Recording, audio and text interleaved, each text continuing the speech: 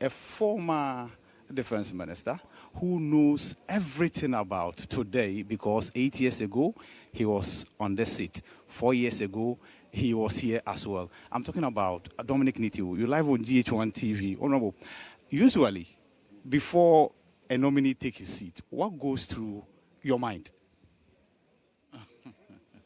So it depends. If this is that will be the first time, which is not, you'll be a bit agitated because you don't really know what type of questions to ask, what to expect. If, you've done all the preparations, you've watched videos of your person, your predecessor. You've also gone through some mock vetting sessions to check. You've met all the staff. You've met the ministry staff that you are going to. But just like any interview, you will be a bit apprehensive. But the most important is to have composure and know your subject matter and be prepared to be able to go through, because you are going to be fired by no less than 100 questions from different groups of people in different areas around that particular thing. To test one, your knowledge, your suitability, your ability to be able to deliver, and your ability to represent Ghana effectively on both domestic and international. And then for you to be able to do your work, the most important thing is for you to be able to do your work. Remember, you are there on behalf of the president executing a particular mandate. So they want to check whether you have the ability to be able to do that. And so a lot will go through your mind about whether you will stand the test of time. One mistake and your whole career can come crashing. But normally, the MPs are doing a good job. They try to get the best out of the person, and then they make a decision after that. The decision is not made immediately. They go into a conclave, and they make a decision as to whether that person is fit enough to be recommended either by consensus. Consensus means that all the two groups, or the two sides, that's the minority and majority, both agree that, yes, this person is qualified, so we should recommend him to the House. And then two, whether they should go by majority decision. That's to say that the majority will say yes and the minority will no. That means that you are likely to face a vote in the House. So for various reasons, this go through. Well, this is a sensitive portfolio, borders on security. Some have recommended that this be done in camera. Do you agree? No, so where we have learned our democracy from, both from the United States, from the UK, and from established democracies in France and other places, they've never done some of these things in camera. There are some briefings that a Minister of Defense or Minister of Interior or within the security subsector will want to brief in camera, which for me is okay. But in almost all cases, the members are very careful not to ask very sensitive questions. And it's the duty of the chairman or the chairperson to protect the nominee and to also to make sure that sensitive national issues or national security interest issues are not discussed publicly. I mean, you cannot come and start counting the number of fighter jets you have. Or you cannot come and start telling people whether you are shot in fighter jets or you have no ability to defend yourself or you do have the ability to defend yourself. You cannot come and tell people how many ships you have on these high seas. Why not? No, it leaves you, if, for example, you don't have and you say those things, it leaves you open. It means that people pirates can go out there and molest your people who are fishermen or go and disturb boats and ships that are coming to dock at the harbor to give you money, shipping routes that pass through the Atlantic, people will disturb it. If you tell terrorists that, well, you don't have the ability to defend yourself because your soldiers cannot move or they don't have aircraft to chase them or they don't have the ability to bring down a drone, they're just selling the country. So no country does that. Even the number of soldiers in particular country has very few able to get the correct information. Yes, it will be out there that maybe Ghana has this number of soldiers. But it may not be correct, and nobody will validate it or deny it or confirm it. So these things are there that happen. But like I said, it's a very sensitive position, and the nominee himself must carry himself in a certain manner and in a certain way to be able to get the confidence of the soldiers who are going to be sitting behind him. Because remember that for the armed forces in particular, it's discipline. That's what works. It's hard work, dedication, discipline, and the ability to die for your nation. If somebody is willing to put his life on line for you and sacrifices his life for you, then you should know that you should earn that person's respect. And it's about what you do. And if you do it properly, you're going to earn that respect in a very short while. You'll be one of our longest-serving defense ministers. You must be a happy man. The president used the presidential jet on his way to Kenya. That must make you happy. No, it's not about being happy. It's about what is good for the people of Ghana. For me, I will not demean the president of the republic. Not at all. I will never do that. I'm not going to be reckless and go out there and just criticize the president for want of criticism. Look, if you have an AU meeting, for example, and for some reason, or let's say you have a state visit to South Africa, and for some reason the presidential jet becomes unserviceable, that's to say that it's not fit for purpose to fly, whether it's having technical problems or whether it is due for servicing or whether it's left for France for servicing or whatever it is, and the president is going to do what? Jump onto South African Airways when he's expected to land and receive all the courtesies and the salutes and make sure that he's ushered in as a president or commander-in-chief? No. So I find it very funny that we do politics with everything in this country. I'm not sure that's how life is supposed to be. That's why I use the word that we are a proud nation. I'm not going to criticize President Mahama just for the sake of criticism, but I'll point out to him when I'm expected to point out where I think that they are doing wrong things. I will do it. And I'll carry the people of Ghana along in trying to let them know that this is wrong, this is right. I may be wrong.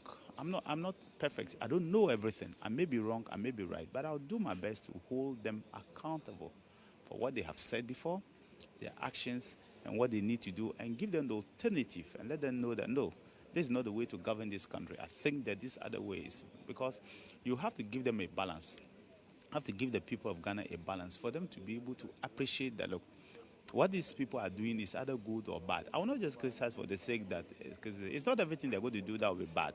It's not everything that is good. It's my duty to point out what is good and what is bad and let the people judge, ultimately, what is good and what is bad. So it's not about being happy that he has used the presidential jet. No, I was not doing that because I wanted to be happy that he used it. I wanted the people of Ghana to know the truth.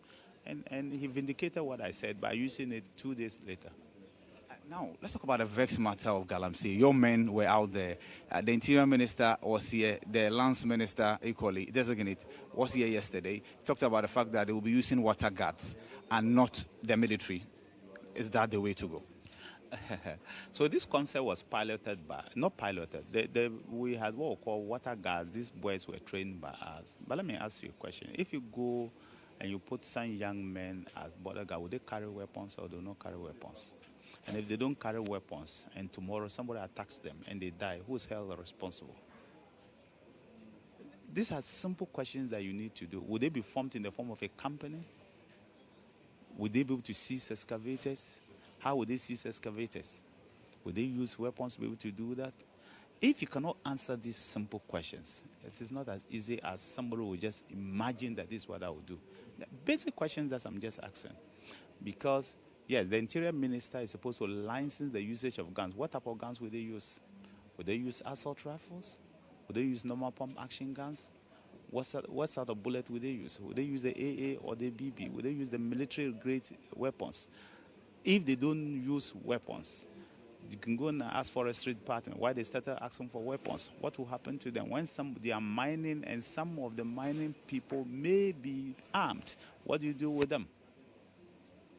So these are basic things that people will need to do. But I wish them good luck. If there are things that they believe that we can offer advice and talk to them, we will do it.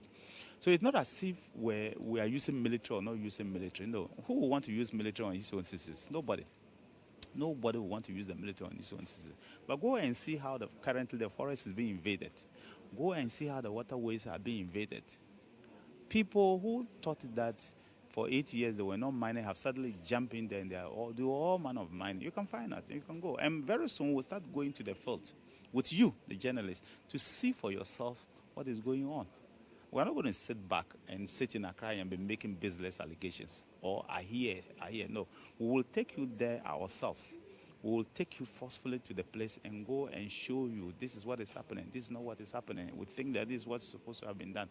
And then we'll do But use the military. Somebody will say that was a failure in fighting Galamsey. We didn't succeed. Oh, I think that's a very harsh judgment. If you say that somebody will say it was a failure, that's that person's perception. If the military did not get involved in trying to fight Galamsey, the alternative would have been worse. We came from somewhere before we decided to deploy the military. And in fact, we are not the first government to deploy military. President Muhammad did deploy the military. Let me use the classical example of AGA, Anglo-Gold Ashanti.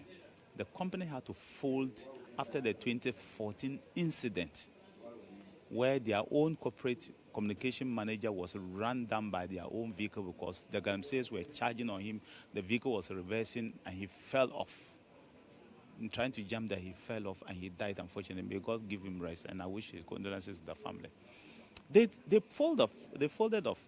And when the Asantehene and the Ashanti region, the people in there and the entire Ghana wanted Anglo-Gold Ashanti to be back, they did that only on one condition, that we shall have military protection. Otherwise, we are unable to come back to Ghana. So we obliged, and today they've created over 2,000 jobs, and they are working effectively. It's sad about the incident that happened there, and I just hope that they're able to find a solution to that incident. Did that come to you as a surprise? It came to me as a surprise because why was that didn't happen over the last 6 years that they've been operating, or 5 years since they've been operating? Why is that it didn't happen? Why did they have to wait for the new government to take over within 2 weeks and that thing has happened? That tells you something. That tells you that people were emboldened. People thought that, yes, our government has come to power, and so we can go there. And so these soldiers who were protecting us because the previous government was there, we are going to go there with all force. Why didn't the MP boys do that in those days? So for me, that's a surprise part of it. But I rather thought that if you believe that it is your government that has come, you should rather allow the government to succeed. Don't give the government a bad name. But all the same, it's their choice. I just hope that the government can find a solution to it. My fear generally was that if we're not careful, it was going to spiral into other concessions like GHOne, Azuma Mines, and other places. People were going to do likewise. And if those who did that had succeeded, trust me, there are many other areas they would have done the same. And I just hope that the investment community is not shaken by what has happened, But it's unfortunate about the loss of lives of people, and I don't think that we should lose a single life because of that.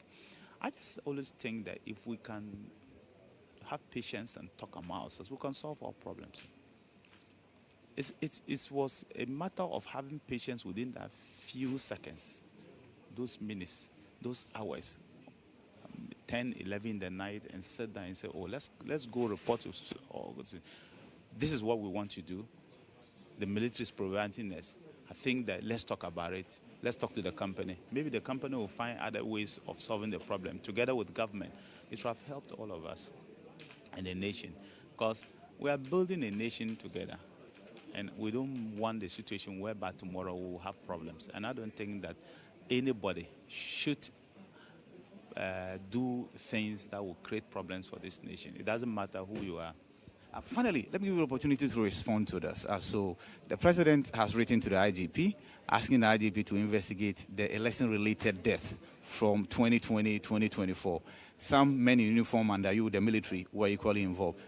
Some have argued that your outfit did nothing about it. Was it that the military men who were involved in the 2020, especially, your outfit did nothing about it? So I was asked this question during my vetting, and I said, anybody who had evidence about the involvement of anybody, whether it was military, it was the police, or civilians who were involved, and has evidence that this person was involved or that group was involved, please bring the evidence. Because this same IGP has been investigating this matter for a very long time and briefing cabinet regularly. In fact, he's done 2 press conferences on this matter.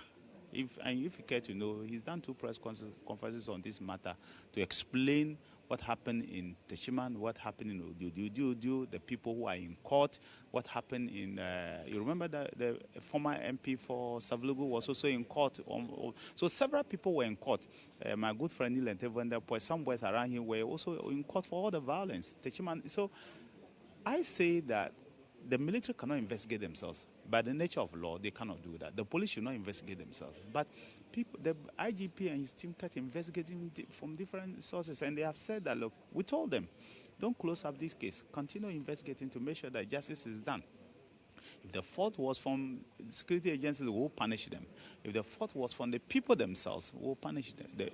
Then the people themselves who did that must be held accountable. If it was from somewhere else, they must be held accountable. So the new government has said, re-investigate again. So we're waiting to see what will happen.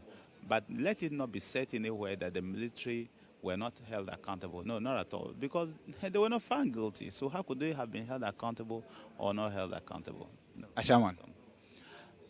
Well, a shaman is just like what happened in Obuasi or the last one, last 2 weeks, what happened in Wale Wale, where the military went in and brutalized some people. It's the same incident. In fact, Wale Wale was even worse than the Ashama incident.